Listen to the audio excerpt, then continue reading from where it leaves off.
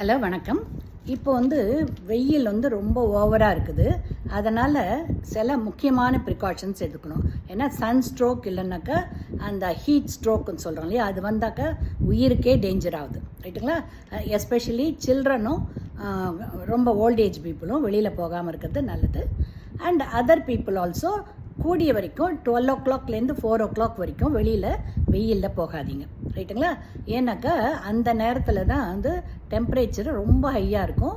And பாடியில் இருக்கிற fluid நம்ம கண்ணுக்கு தெரிஞ்ச மாதிரி நிறைய ஸ்வெட்டிங்லேயும் பாடி ஃப்ளூயிட் குறைஞ்சிரும். சில சமயம் நம்ம கண்ணுக்கே தெரியாமல் இவாப்ரேஷனும் ஆகும் பாடியிலேருந்து. அதனால் பிளட் வால்யூம் ரொம்ப குறைஞ்சிட்டு பிளட் ரொம்ப திக்காயிடும். அப்போது ஸ்ட்ரோக்கெல்லாம் வரதுக்கு பாசிபிலிட்டி.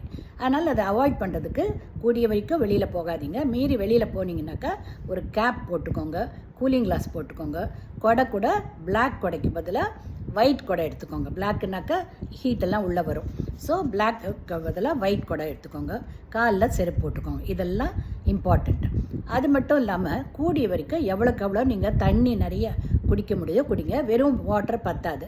ஒன்று மோர் குடிக்கலாம், இல்லைன்னாக்கா லெமன் ஜூஸு, ரைட்டா, இளநீர், ஓஆர்எஸ் பவுடர் லிக்விடில் கலந்து சாப்பிடலாம். இந்த மாதிரி ஏதாவது ஒன்று சால்ட்டும் சுகரும் வாட்டரும் சேர்ந்து குடிச்சிக்கிட்டே இருக்கணும்.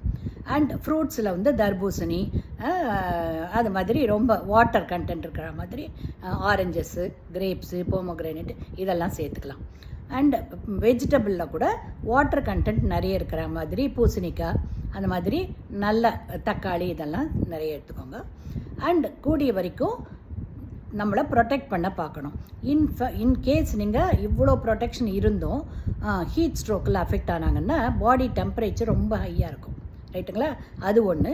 அது மட்டும் இல்லாமல் மென்டல் கன்ஃபியூஷன், சால்ட் எல்லாம் குறையிறதுனால மென்டல் கன்ஃபியூஷன்ஸ் வரலாம், இல்லை மயக்கம் விழுந்தலாம், பிபியெல்லாம் ரொம்ப லோ ஆகலாம். இது மாதிரிலாம் ஆகும்போது இம்மிடியேட்டாக நீங்கள் ஃபஸ்ட் எய்டாக என்ன பண்ணணுன்னாக்கா ஐஸ் வாட்டர் கூட வேணும். ஆர்டினரி வாட்டரு நெத்தியில், அக்கிளில், கையில், காலெல்லாம் போட்டு நல்லா பூசி விடுங்க.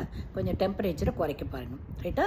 அண்ட் இந்த ஃப்ளூயிடெல்லாம் எலக்ட்ரால்லாம் வாட்டரில் கலந்து கொடுத்துட்டு கூடிய சீக்கிரமே நீங்கள் ஹாஸ்பிட்டலுக்கு ஷிஃப்ட் பண்ணுங்கள். அப்போ தான் காப்பாற்ற முடியும். ஸோ இது ப்ரிவென்ஷன் இஸ் பெட்டர்.